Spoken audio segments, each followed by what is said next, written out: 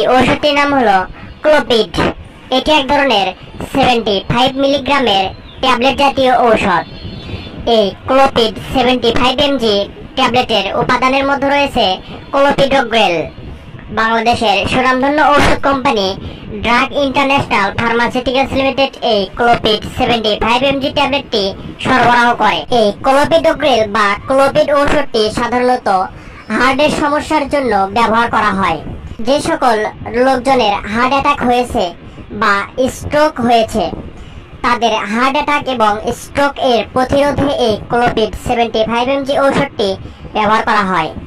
এটি প্রতিরোধক হিসাবে মায়োকার্ডিয়াল ইনফেকশন এবং স্ট্রোকের মতো থ্রম্বোএম্বোলিক অস্বাভাবিকতায় ব্যবহৃত হয়। যে সকল রোগীদের বা লোকজনদের হঠাৎ করেই হার্ট অ্যাটাক হয় বা স্ট্রোক হয়, অর্থাৎ অতিরিক্ত রক্তচাপে করোনারি বা ধমনী ব্লকেজ হয়ে যায়, যার ফলে এই হার্ট অ্যাটাক এবং স্ট্রোকের সৃষ্টি হয়।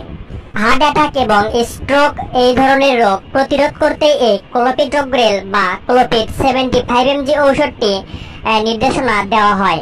এটি হলো এই ঔষধের মূল কার্যকারিতা।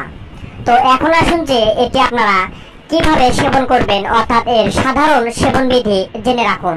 তো একজন প্রাপ্তবয়স্ক মানুষের ক্ষেত্রে ক্লোপিড 75 mg একটি ট্যাবলেট 24 ঘন্টায় একবার, অর্থাৎ